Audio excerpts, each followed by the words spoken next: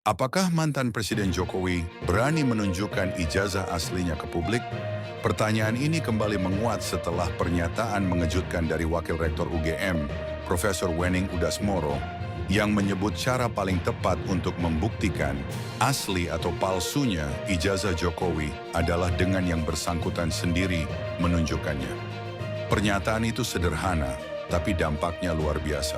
Karena justru UGM sebagai alma mater secara resmi sudah menegaskan bahwa Jokowi memang lulusan sah Fakultas Kehutanan UGM tahun 1985. Rektor Ova Emilia bahkan menyebut dokumen lengkap, mulai dari registrasi mahasiswa, skripsi, KKN, hingga data wisuda masih tersimpan rapi.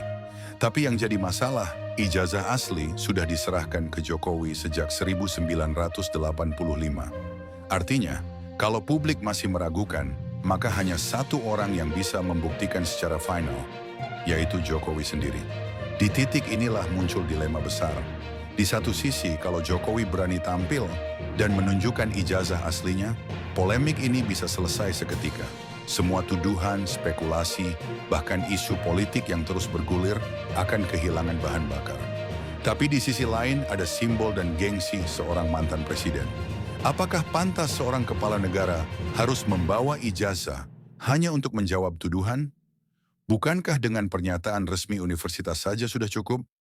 Masalahnya, publik Indonesia terlanjur skeptis.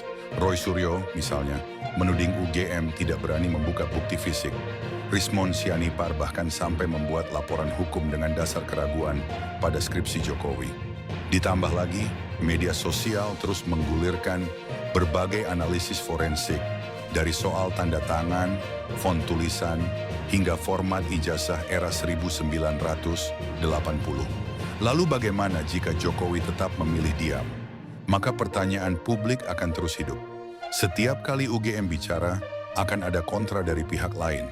Setiap kali klarifikasi disampaikan, akan muncul keraguan baru. Polemik ini bisa jadi tidak akan pernah selesai, kecuali Jokowi sendiri turun tangan.